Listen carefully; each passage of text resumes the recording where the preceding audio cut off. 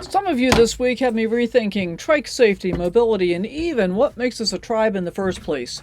We've got fiber-friendly e-trikes, helmet horror stories, and at least one dog whose nickname is worth the price of admission all by itself. Hey tribe, Sally here. Hope you're having an amazing and fascinating day. I know I am. Welcome back to another Monday Milepost Mailbag. This is episode 19, where I grab some of your comments from all over the channel, travel vlogs, coffee talk, community posts, and we just hang out together for a bit. Quick heads up for you before we jump in. My RV tech Dana is here today doing some repairs and routine maintenance on Henry, so you might hear some background noise. But the good news is, that means I'm going to have some fresh tips for you coming in an upcoming video. He's already fixed my toilet, which has been a rockin' for months now, so yay for that. I've got a new MaxxAir 10-speed remote-controlled fan in the bathroom. Oh, because my other one disintegrated when I was in Yellowstone. He's working on a new kitchen faucet right now, and of course we got the old kitchen faucet out, looked at the caulking and said, that could use a little touch-up while it's really accessible before we put the new faucet in. So I've got this whole list of upgrades and maintenance and stuff like that he's working on today. So as always, thank you so much for being here. I truly appreciate you taking your time, your precious time, to watch my videos. A special thank you to my channel members as well for their added support. Now, let's roll the intro and get into this week's mailbag episode. Wake up with the sun in our eyes. Sally forth, no need for goodbyes. Journey calls, let's roll the dice. Every mile a new surprise. And we're back. All right, so we're going to start up talking about G-Money, Ginger, and Dorian. From the video Monday Milepost Mailbag episode 18, that was last week in case you're having trouble counting, the day that changed generators forever, from @GMoneyIsIt, aka Dorian. G-Money is the name that we call our dog Ginger. Somehow, G-Money-Is-It is the YouTube public name. I must have had at least a glass of wine when that was made up. LOL, Dorian C. Dorian, this made me laugh out loud. G-Money as the dog's nickname, and somehow you ended up wearing it on YouTube. That's peak internet right there. I'm really glad that you told me your name, because now I can connect all those great trike and pet carrier comments with an actual human. And just so everyone knows, yes, I am keeping a little behind-the-scenes cheat sheet of names and screen names now. So if you ever feel like, oh, my handle's weird, I should explain it, I'm here for that story. And I appreciate it. Let's talk about Tribe Family and this week's airmail shout-out. From the video Monday Milepost Mailbag episode 18 again. See, I can't say it this way. It's NAJRUQWI7008. Says, "Hi Sally and Kit, Nodge is just fine. I enjoyed your comment video. Keep it up. I like the way you refer to everyone as tribe. It gives me a warm feeling. It reminds me of when I was small. Everyone referred to our family as the tribe because there were 6 of us. But, unfortunately, now we're down to 3. I guess we're not a tribe anymore. Well, that's life. Big hug to you and Kit." Nodge, first of all, thank you for letting me know your name. Nodge is absolutely perfect. And second, this comment just went straight to my heart. You said your family used to be called the tribe when there were 6 of you, and now there's only 3, so maybe you're not a tribe anymore. I think once a tribe, always a tribe, but I want you to hear this from me as well. As far as I'm concerned, you are a part of this tribe, no matter how many people are sitting around your physical table. So, for this week's airmail shout-out, it's going to you, Nodge, for the warmth, the little bit of bittersweet, and the way you keep showing up across different videos. Big hug right back to you, and extra ear scritches sent to Kit on your behalf. Let's talk about usernames upgraded. From the video again, Monday Milepost Mailbag episode 18, we had a really big, big mailbag last week, and we had a lot of comments, so they're getting a lot of love in this episode as well. From @GardnerGuru, enjoyed today's video. Fun, haha. Okay, I'm going to update my username from what Google gave me. Great idea, XO. Angie, I did notice the name change, and I love it. And in fact, I had to go back and look at the picture to make sure that Gardener Guru was you. But it fits you so much better than whatever random string Google handed you at the end of your name at sign up. So for anyone else who doesn't know you can do this, you actually can update your channel name to something that feels more like you. It makes it easier for me to remember you, and honestly, it makes the whole comment section feel more personal. All right, we're going to have some rig talk and Phoenix Cruiser love coming up because we've got somebody who's considering a Phoenix Cruiser. Again, same video, Monday Milepost Mailbag episode 18 from at Bambina the Bichon 8024. Hard for me to believe that there were 8,023 other people named Bambina the Bichon, but maybe 8024 has some other significance. Thank you all for your vid. We are looking hard at a Phoenix Cruiser 2552. Looks perfect for us in Bambina. Little dog. Safe travels. This really makes me happy to read. First of all, hi to Bambina, clearly a dog of impeccable taste. Second, you already know I'm biased because I live in a Phoenix Cruiser 2552 and I absolutely love Henry. Oh, and for those of you that haven't been here for the long haul, Henry derived his name because he's built on a Ford chassis. So pretty simple, Henry Ford. And because Henry Ford has one of my most favorite thoughts of all time, which is, if you think you're wrong or you think you're right, you're correct. If you think you can or you think you can't, you're correct. Is it perfect? Of course not. No rig is. But for one human being and one 12-pound, mostly Chihuahua safety officer, the layout, the storage, and the drivability have really been a good fit for me. And if you do end up with a 2552 and you want to send a picture of Bambina in her new home, you know that would make my day.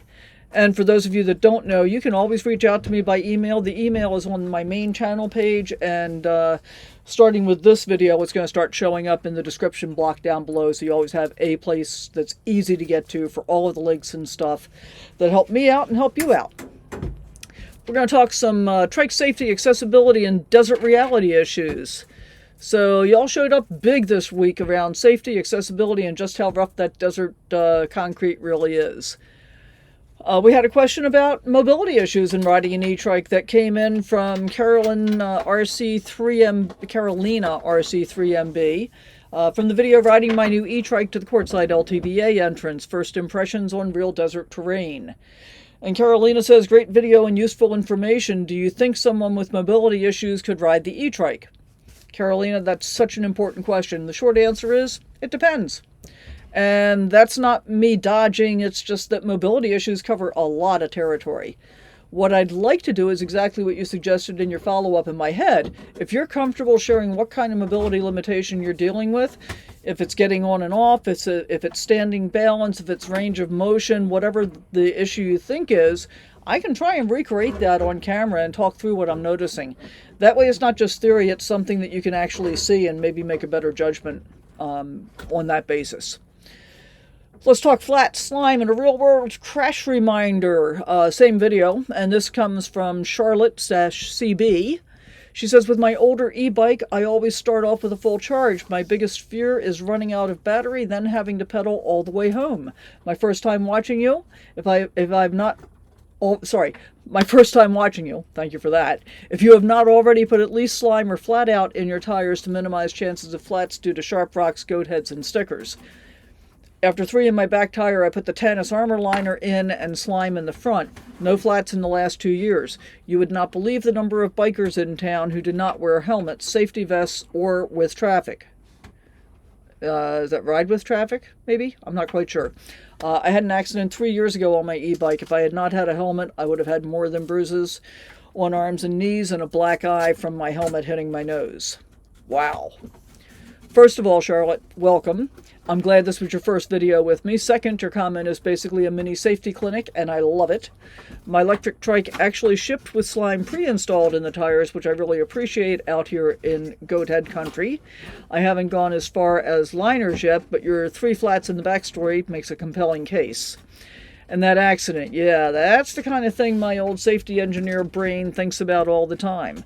The fact that your helmet hit your nose and you walked away with bruises instead of a much worse story is exactly why I won't ride without one. And I think I'm going to mention at this point, some of you know and some of you don't, I taught motorcycle safety for well over 20 years in Las Vegas. And one of the things to keep in mind is that if your helmet ever hits the ground with your head in it, it's time for a new helmet. Don't even bother inspecting it, just get a new helmet. And truthfully, if you've dropped it hard enough from a height, it might be time to just get a new helmet because your head's worth a lot. Your brain is worth keeping. Let's talk about fibromyalgia, a Meet One tour, and customizing your ride. Again, from the same video from G. Gebhard 1, we hear, "Hi Sally, I'm new to your channel and I'm really enjoying it. I've decided since I have fibromyalgia that I'm going to purchase a Meet One Tour e-trike. It has wonderful rear and front suspension, dual motors, and dual batteries. That ride you took today would kill me for sure. I also own an electric light that I added a front fork suspension to with a suspension seat stem and a Cloud 9 seat. I also took off their front giraffe stem and replaced with a turtleneck stem and BMX handlebars purchased from YouTube creator David Brand. New. Now, I love that bike." So, welcome to the channel. I'm really glad you found your way here, and as someone with fibro, you're absolutely right to be picky about suspension. That ride out to the LTVA entrance is, let's say, energetic on the joints, even on a good day for those that have those issues. I love that you've already turned your electric light into a custom fit with the fork suspension seat post, Cloud 9 saddle, and different bars. That's a great reminder for anyone watching. Sometimes the answer isn't, "This bike is wrong." The answer may be that this bike needs to be your bike. And the Meet One Tour with front and rear suspension and dual batteries sounds like a really smart choice for your body. If you feel like sharing once you've had it for a while, I'd love to hear how it's working for you, and I'm sure that others in our community would as well. New for the electric trike 2 that I now have is what they call their Cloud 50 suspension on the front fork. I'm not real sure how I feel about it in terms of how much good it really does, but I'm doing okay with it so far. We'll see how it goes. Washes. Same video. Texas Lady 7630 says, "Thank you, I like your trike. Although the road was bumpy, the video was nice and stable. I would assume that the person in the washout spot would know not to park there. I am by no means an expert, but learned so much from watching you and others. Enjoyed the video and information." Thank you, Texas Lady.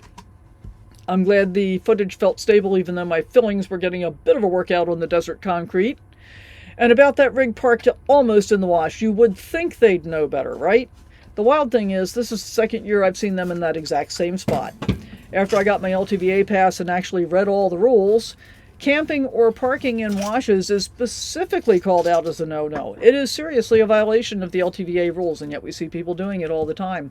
Also, one of the other rules that I just found out about is that you cannot camp within half a mile outside of an LTVA boundary. Thought that was pretty interesting too.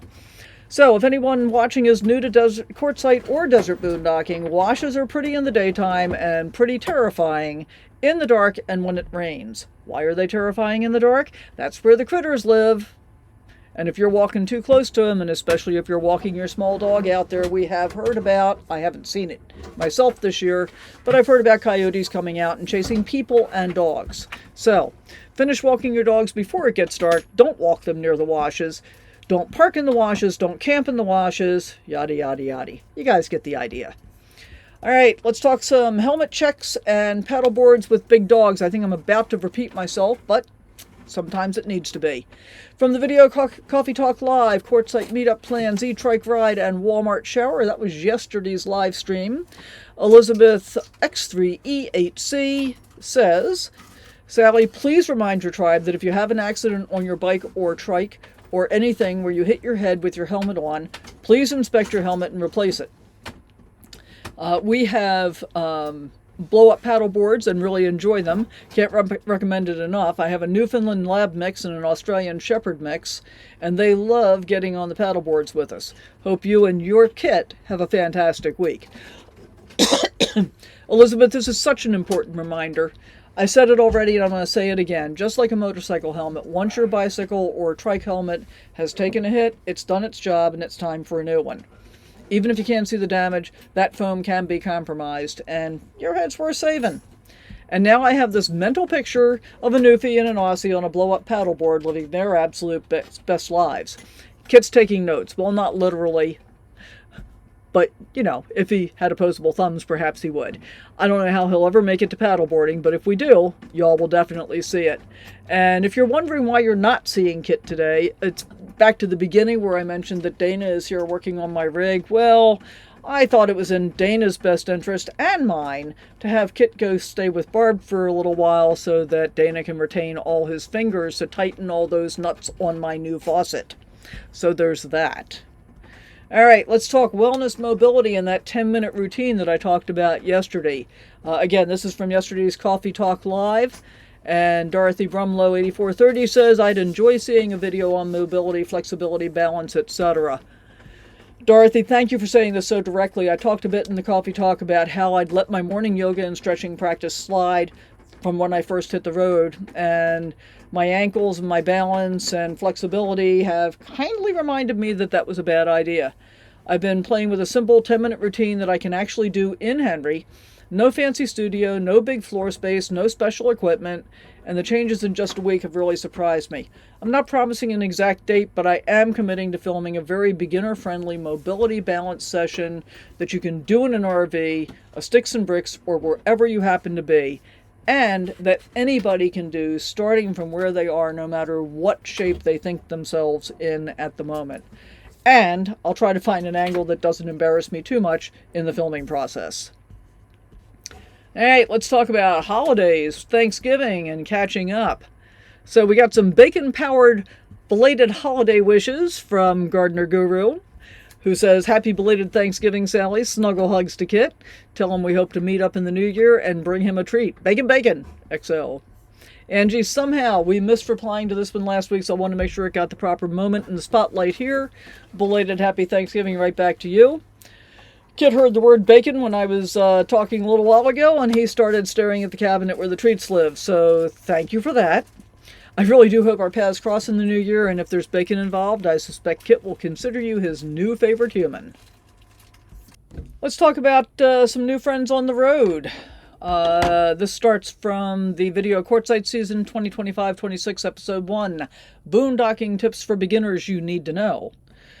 At Mr. Gillard says, Thank you, first time viewing, just subscribed. And from the video Riding My New e-trike to the Quartzsite LTVA entrance, first impressions on real desert terrain, at Evening Shade Wanderers says, Hello Sally, new sub here. I'm also a fellow nomad camped in the LTVA. To both of you, welcome in. I never take it for granted when somebody watches one video and decides, yeah, I want more of this chaos in my life. And Evening Shade, knowing you're also out here on the LTVA makes it feel like the neighborhood just got a little friendlier. If you see Henry and the tan chihuahua in protective detail mode, feel free to wave from a respectful distance at me, not at Kit. Don't make eye contact with the crazy chihuahua. Just saying. But I do look forward to meeting you when I'm out and about. Love to be able to see people come by. Let's talk about some of the community posts and real life weather. So we've got winter vans and showing up when and where you can. From the community post, it's almost time for our first Sunday coffee talk. From at JMKC740, whose name we finally know, says, Hi, Sally and the Kitster. I'll try to make it. Been pretty busy here working on the van. Winter is kicking my butt, one problem after another to get out of, but it could always be worse. Hope you guys are having an amazing day. Josh, I really appreciate that you take the time to say I'll try to make it, even when life and winter and van projects are tag teaming you. One of the things I really want everyone to hear is you do not have to show up to every live, every premiere, every community post to be part of this tribe. Sometimes you're here in real time, sometimes you're out snowblowing in Indiana and watching the replay 3 days later. It all counts and it all matters. And you matter. All right, that's going to wrap us up for this week's Monday Milepost Mailbag. Thank you to everyone whose comments we read today and to the many more of you whose words I didn't read on camera, but did read and respond to off camera while I'm drinking my morning coffee. I've said this before, but it's worth saying again. What I love about this tribe is that we're not just viewers. We're part of each other's Monday morning or Tuesday night, or wherever you happen to be watching from. And that continuity is what makes this whole thing fun. If you enjoyed hanging out, tapping that thumbs up button really does help YouTube show these mailbags to more RV dreamers and desert wanderers. If you want to go a step further, you can join the channel for as little as 99 cents a month for early access and badges and some other stuff. Or you can just keep doing exactly what you're doing, watching, commenting, and being part of this community. Give your pups a scratch behind the ears for me. Stay safe out there in the washes, and I'll see you in the next one. Bye for now.